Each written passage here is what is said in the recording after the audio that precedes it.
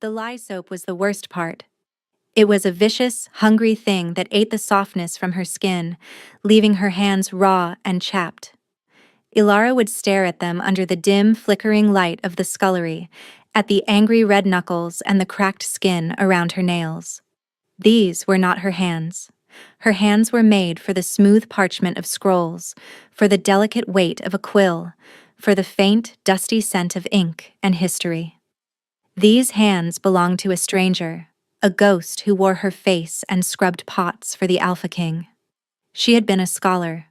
Her family, the keepers of the Western Archive, had been respected for generations. They were not wolves, not part of the shifting hierarchy, but they were valued for their knowledge. They were the memory of the pack, the quiet librarians to the king's roaring power. Then her father had died. Her mother had faded into grief, and their house had been declared forfeit. Debts, they had said. A forgotten contract. Lies spun from whispers in the corridors of power, and so Ilara, the girl who could recite the lineage of kings stretching back 1,000 years, was sent to the heart of the kingdom she once studied. Not as a guest, but as a debt servant. She was given a gray, shapeless dress and a bucket. Her encyclopedic knowledge of legal precedent was worthless when faced with a grease-stained cauldron. The citadel was a place of cold, polished concrete and stark, imposing lines. It was a fortress built for a king who, by all accounts, was as cold and unyielding as the stone he inhabited, King Theron. The Winter King, some called him in hushed tones, ancient, powerful, and utterly alone. He had ruled for 500 years without a mate, without a queen, without any hint of warmth. He was a concept more than a man, a force of nature that kept the borders secure and the pack in line through sheer, terrifying efficiency. Ilara had read of his ascension, of the brutal war that had put him on the throne. He had saved them all from the feral blight, but the cost had been a part of his own soul. The histories said he had not smiled since. Her own suffering felt small and petty in the shadow of such a legend, but it was still hers. The ache in her back was hers. The gnawing emptiness in her stomach was hers. The sting of lie on her open cuts was a constant, sharp reminder of everything she had lost. She moved through the great fortress like a phantom, keeping her eyes down, her presence small, her thoughts locked safely behind her teeth. To be noticed was to be in danger. The only flicker of familiarity in this cold, new world was Grand Healer Valerius. He had been a friend of her father's, a frequent visitor to their archive. He was a kind man with gentle eyes and a soft voice that always seemed full of sorrow. He was the king's most trusted advisor, a pillar of compassion in a court of predators. He found her once, in a long service corridor, her hands submerged in a bucket of frigid, dirty water. Ilara, he had murmured, and the sound of her own name was a shock. He placed a warm hand on her shoulder. My child, to see you like this, it is an injustice. She could only nod, a lump of shame and grief lodged in her throat. I spoke to the steward, Valerius continued, his voice a low conspiracy. But the king's decree is absolute. The debt must be worked off. I am so sorry, Ilara. Your father was a great man. He would be heartbroken. His pity was a brand, searing a fresh layer of humiliation onto her soul. It confirmed her new reality. She was an object of sorrow, a fallen thing to be mourned. She was no longer Ilara, the scholar. She was a tragedy. He slipped a small pot of salve into her apron pocket, a balm for her ruined hands. The gesture was kind, but it only made her feel more helpless. She didn't use the salve. The pain in her hands was a penance, a connection to the girl she used to be. The pain was real. Everything else felt like a nightmare. She scrubbed harder, the scrape of the brush against stone a rhythm to match the litany in her head. I am nothing. I am no one.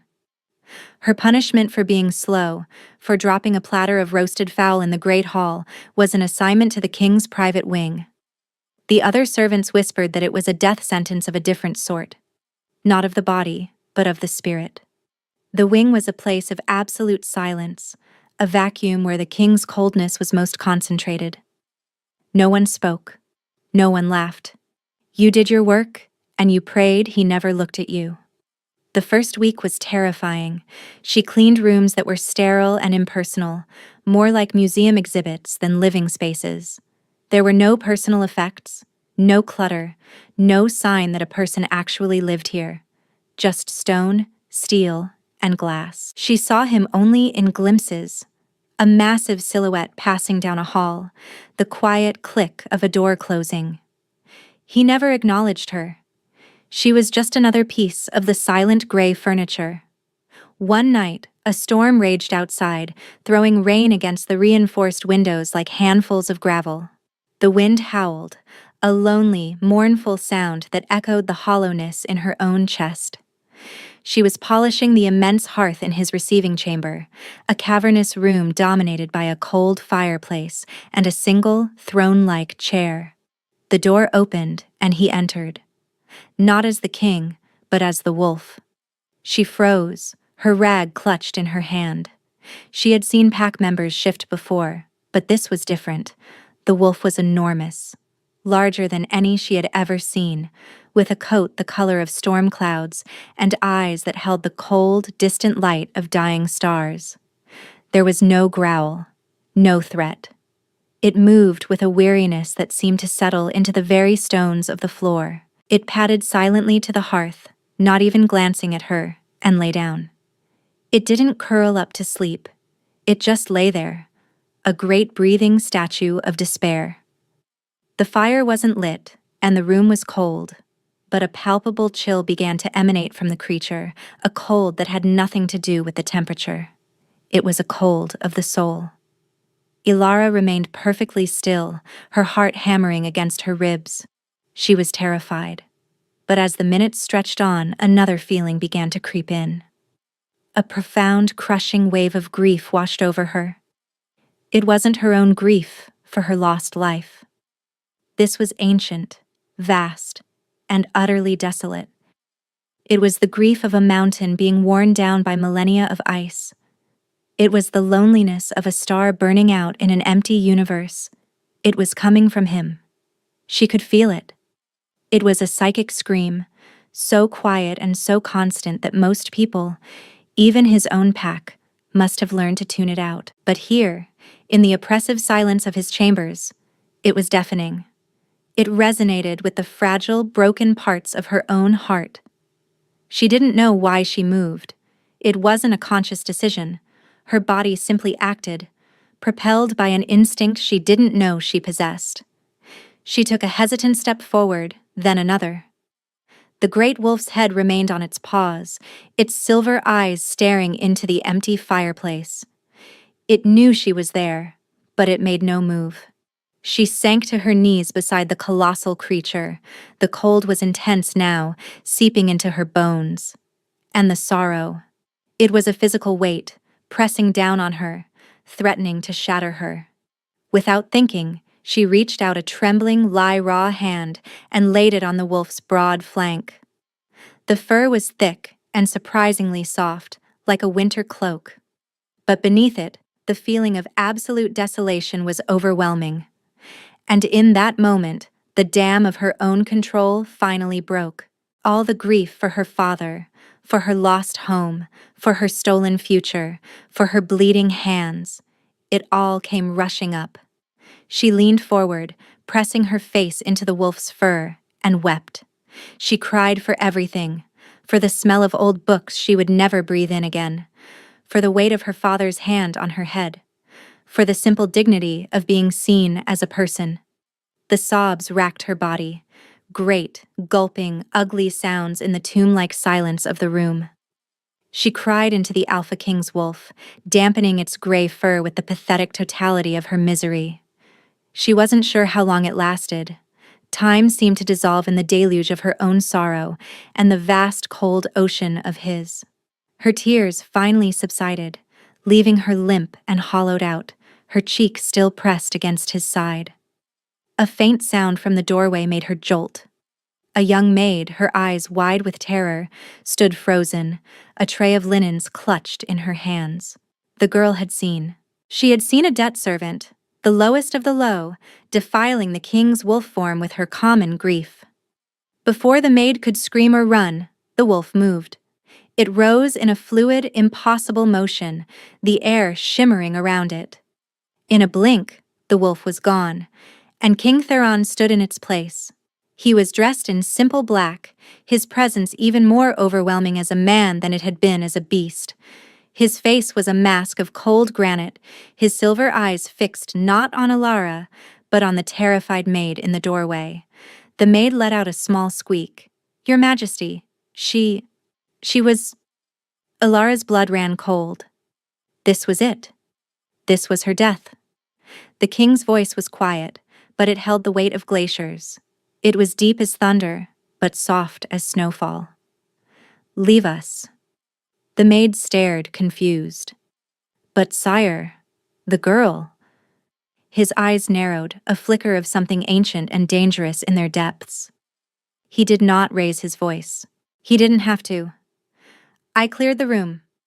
The maid dropped the tray with a clatter that echoed like a gunshot in the silence. She scrambled away, tripping over her own feet in her haste to obey. The door clicked shut, leaving Alara alone on the floor with the Alpha King. She couldn't look at him. She stared at the stone floor, at the spilled linens, waiting for the end. She had touched him. She had cried on him.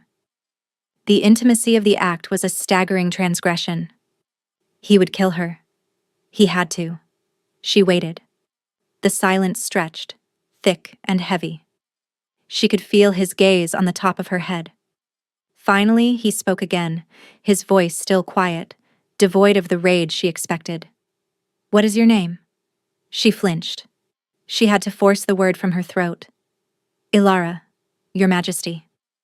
"Ilara," he repeated, the word a strange shape in his mouth.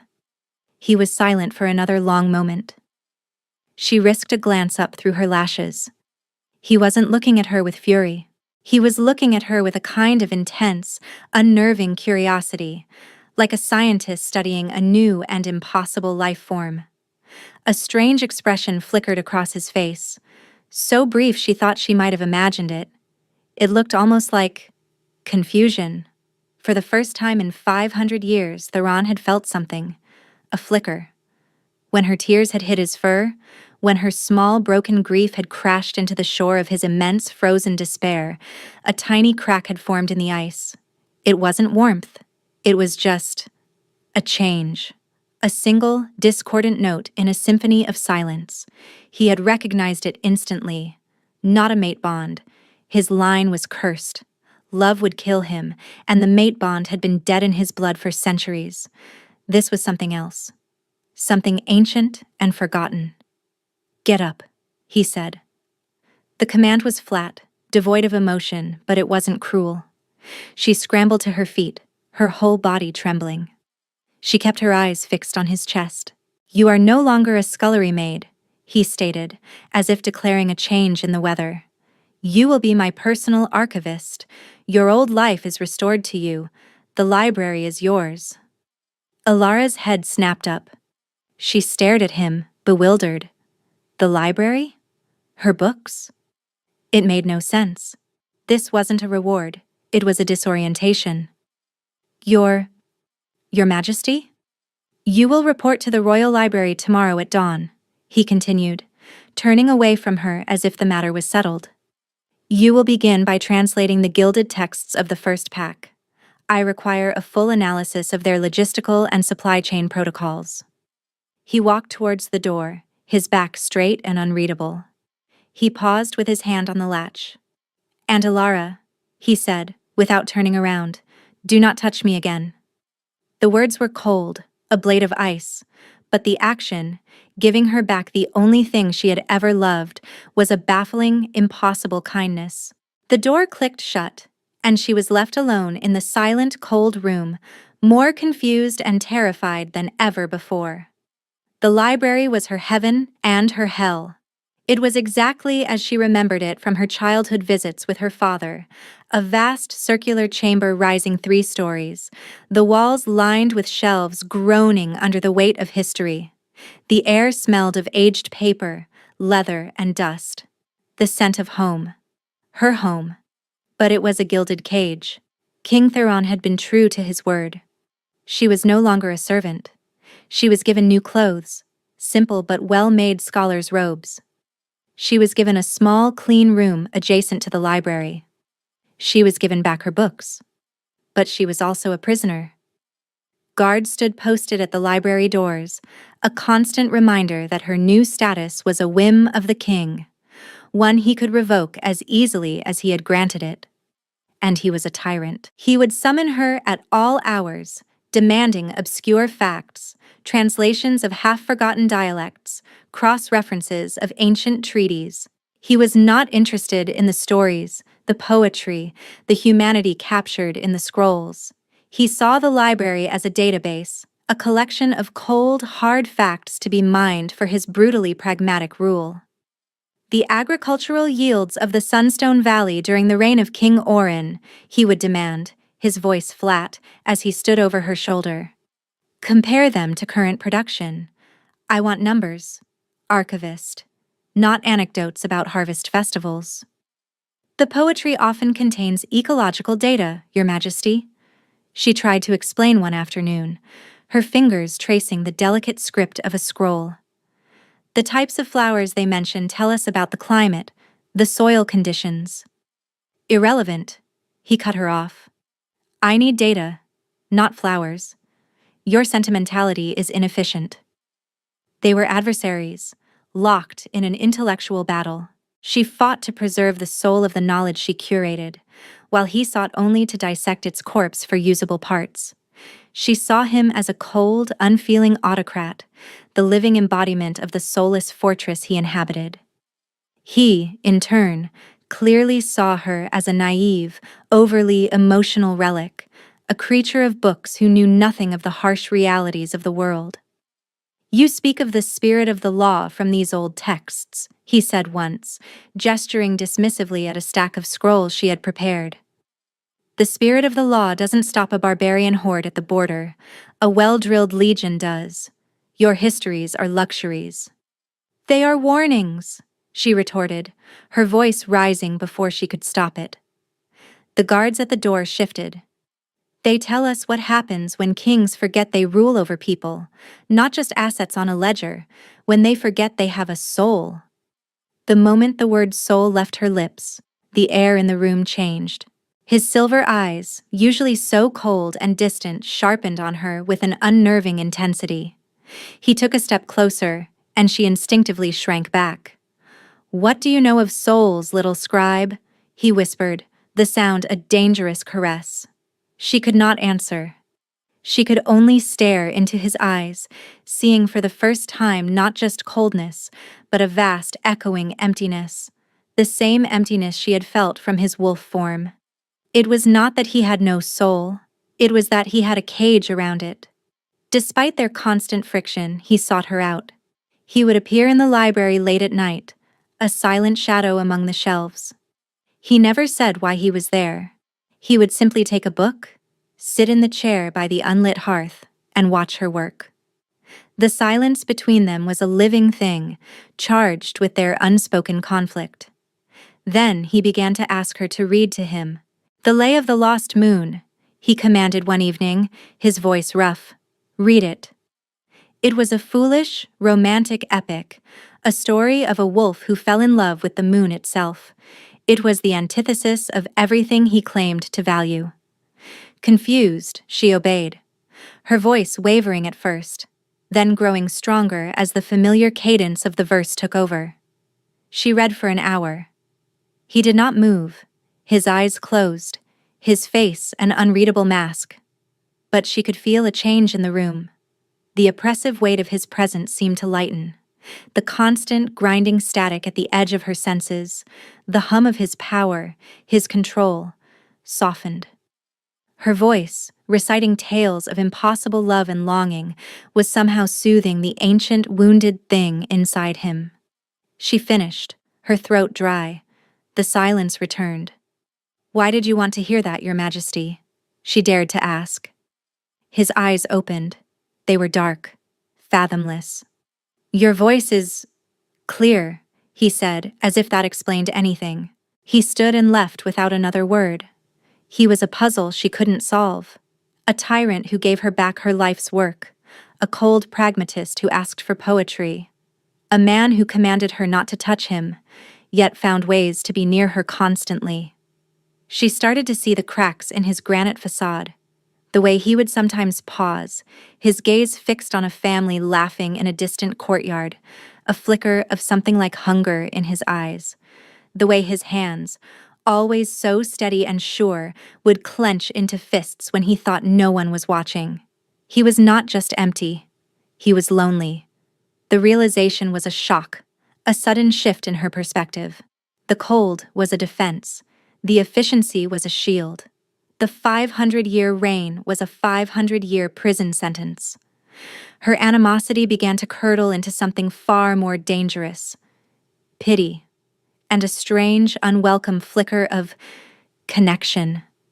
She remembered the feeling of his fur, the overwhelming sorrow that had poured from him. She had wept for herself, but she had also wept for him.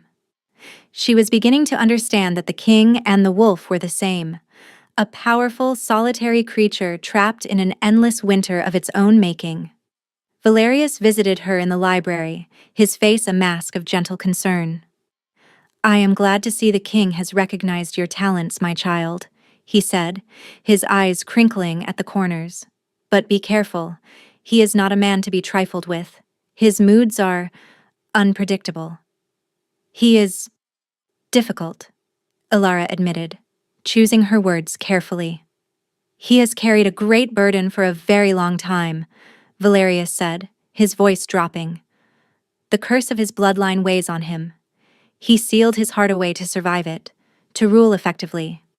Do not mistake his attention for affection, Ilara. There is no affection left in him to give. To awaken it would be to awaken the curse." His warning felt genuine, a kind word from her only friend. But it planted a seed of fear. What was she doing, getting closer to this man? What did he even want from her?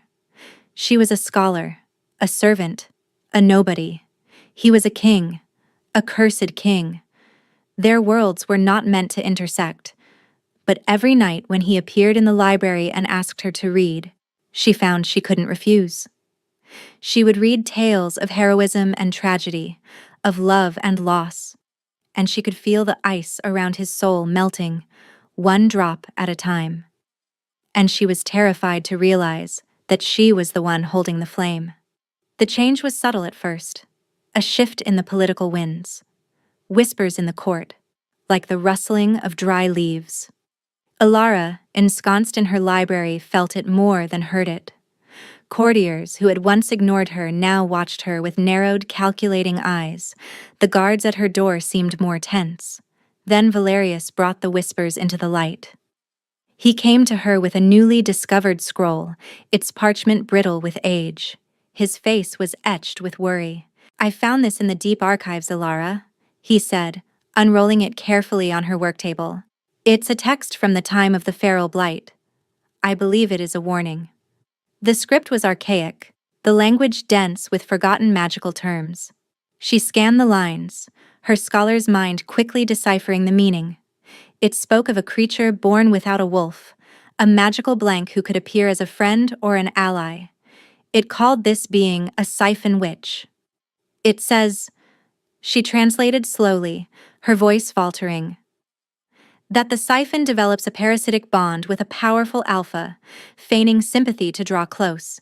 It feeds on their life force, their very essence, leaving them a hollow shell. "Read this part," Valerius urged, his finger pointing to a specific passage. "The siphon's touch can feel like a balm, its presence like a relief from old pain."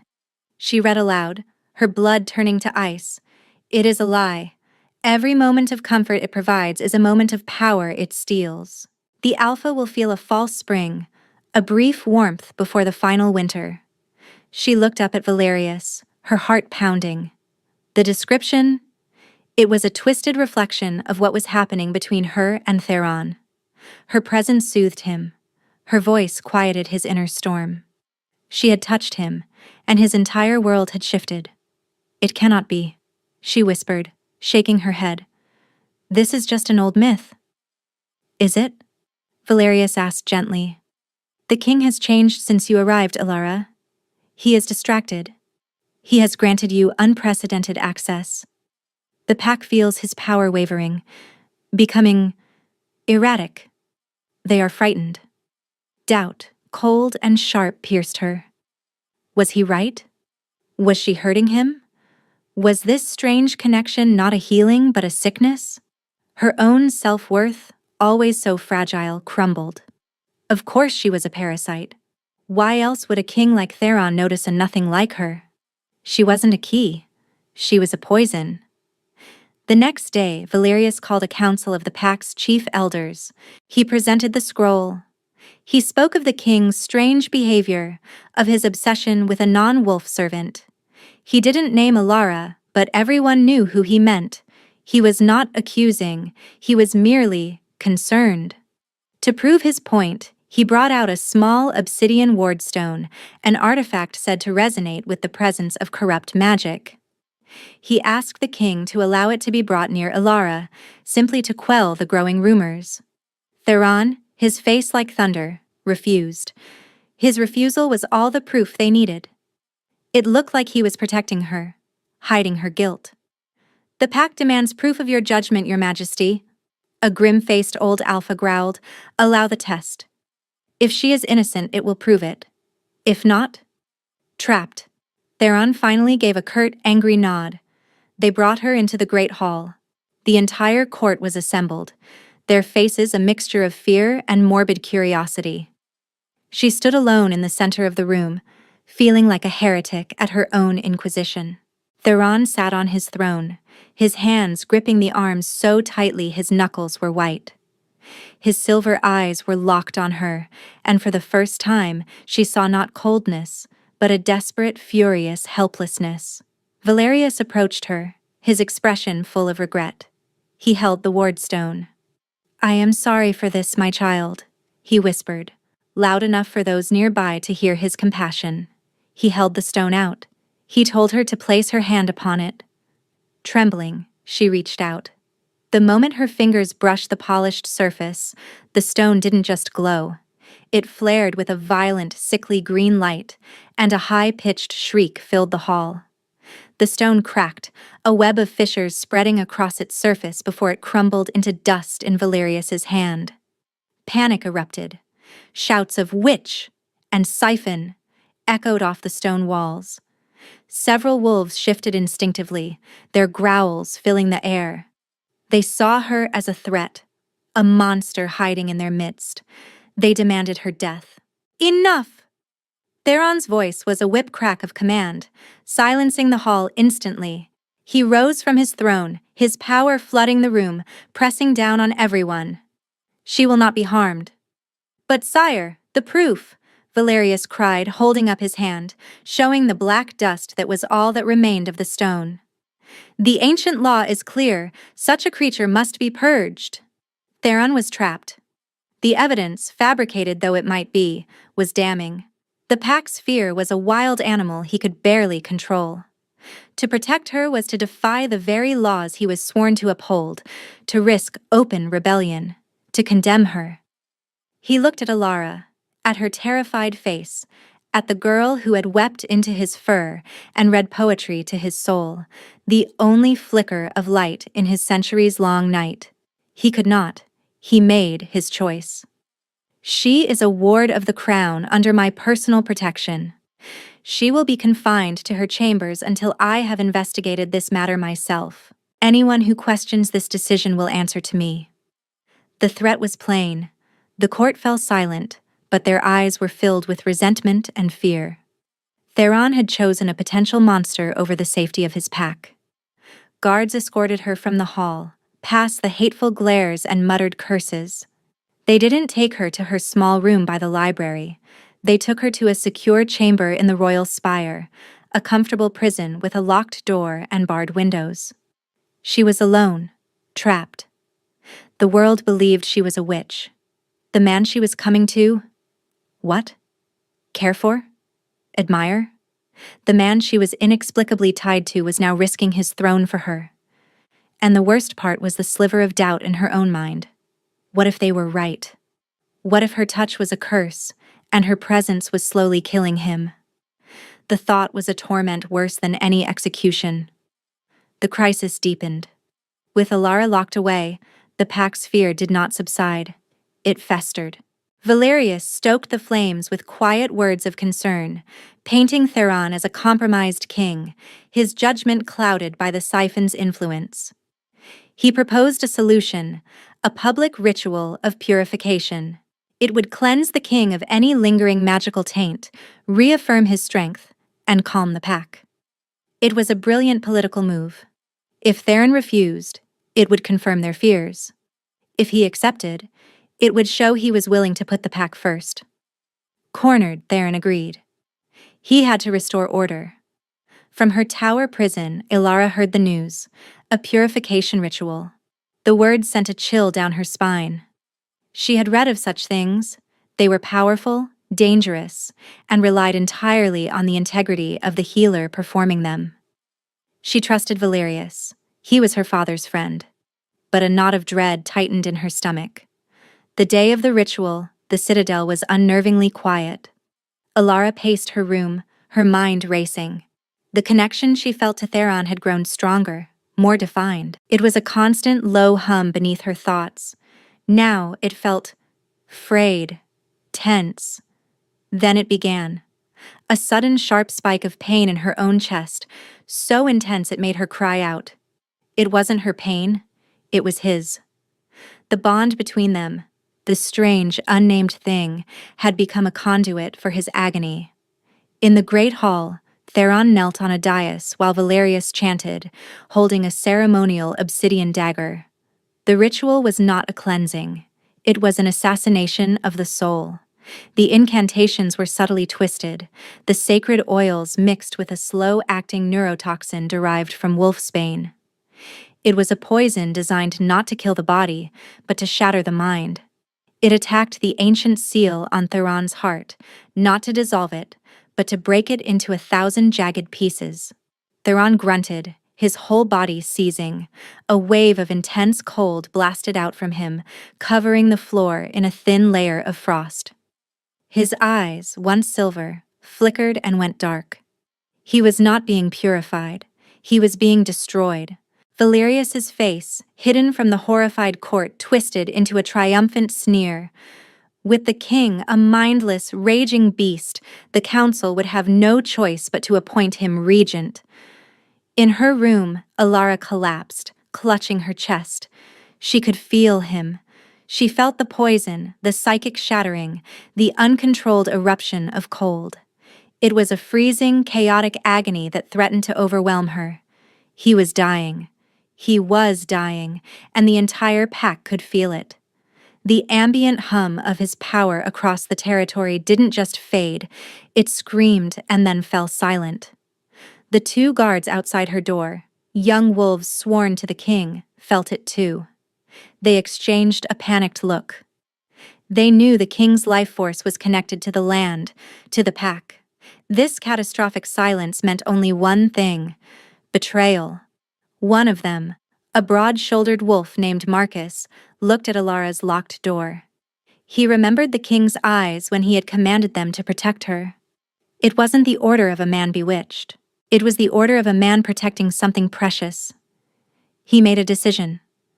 The lock on her door clicked. Marcus threw it open. "He's in danger," he said, his voice grim. The healer lied. "We have to get to him." Alara stared, her breath coming in ragged gasps from the feedback of Theron's pain. "What can I do?" "I don't know," Marcus admitted. "But the king chose you. That has to mean something." They raced through the corridors, the unnatural cold growing more intense with every step. The great hall was in chaos. Courtiers were screaming, backing away from the dais where Theron's body lay, now shrouded in a visible aura of black frost. He was barely breathing. Valeria stood over him, the obsidian dagger raised for a final, theatrical blow that would sever the king's spirit from his body. He saw Ilara enter, flanked by the guards, and he smiled. It was a chilling, predatory expression that shattered the kind, gentle mask he had worn for decades. "The little siphon," he sneered, his voice ringing with power. "Come to watch your host die? Or perhaps to flee? There is nowhere to run." "What have you done?" Ilara breathed, horrified. "I have ensured stability," Valerius declared, his voice filled with righteous fury. "For centuries, the prophecy of the Life Wielder has been a threat. A queen with the power to unseal the king's heart, to reawaken the bond curse that would destroy his line, and this pack with it. Your family carried that dormant gene. Your father knew it. He sought to suppress it, to protect you." He took a step towards her, his eyes burning. "But I knew suppression wasn't enough. I orchestrated your family's fall. I had you brought here, marked as a servant, a nothing. I sealed your power myself when you were just a child, during one of my friendly visits. I made you a blank, a hollow shell, to ensure you could never fulfill that disastrous destiny." The world tilted on its axis. Her father's friend. The kind man who gave her salve for her hands. He had destroyed her life. He had orchestrated every moment of her suffering. "You are nothing," Valerius spat, turning back to the dying king. "You were born with a great power, and I took it from you. Now I will take him, and secure this kingdom forever." Rage. It was a pure, white-hot fire, unlike anything she had ever felt. It burned away the doubt, the fear, the ingrained worthlessness. It was the fury of a life stolen.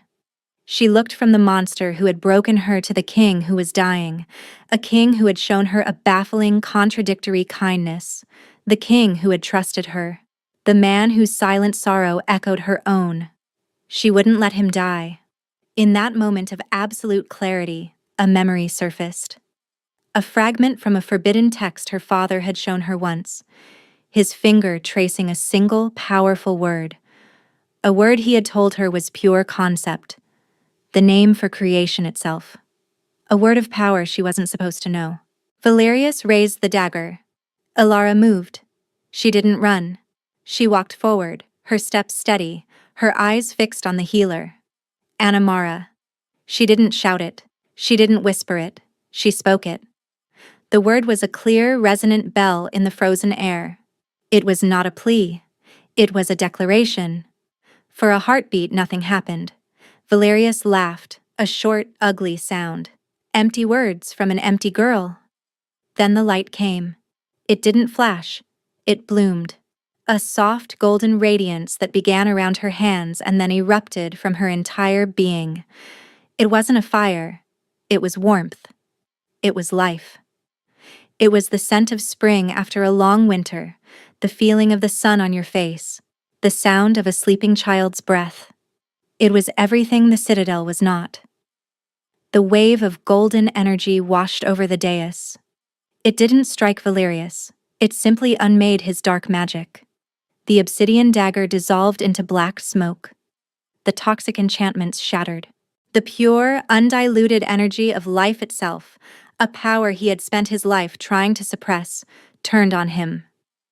He screamed as his own stolen power was ripped away, his body withering, aging decades in a second before he collapsed into a heap of dust and robes. Ilara barely noticed. Her focus was entirely on Theron. She rushed to his side, falling to her knees on the frost-covered stone. His body was ice-cold, his life force a guttering ember. The black frost clung to him, a shroud of death magic. She placed her hands on his chest. The light flowed from her, warm and powerful, pouring into him. It was an instinct, a knowledge she didn't know she had. She wasn't just pushing back the cold. She was healing the poison, mending the damage to his spirit. And she was melting the ancient ice around his heart. The black frost hissed and evaporated. Color began to return to his skin. The golden light sank deeper, seeking out the 500-year-old curse, the seal he had placed on his own emotions to survive. And with a gentle, inexorable pressure, it dissolved it completely. Theron gasped, a sharp, shuddering breath. It was the first true breath he had taken in 5 centuries. His eyes flew open. They were no longer the cold, distant silver of a winter sky. They were a warm, clear amber, the color of honey in sunlight.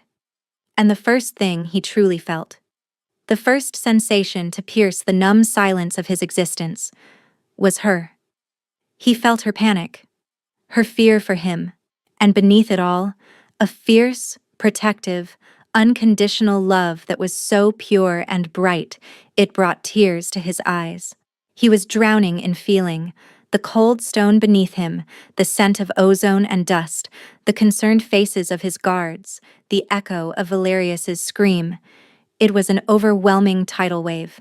But the anchor in the storm was the feeling of her hands on his chest, the golden light of her soul pouring into his. Ilara. He breathed, and his own voice sounded strange to him, thick with an emotion he couldn't name. This was it, the crisis, the moment where it all hung in the balance.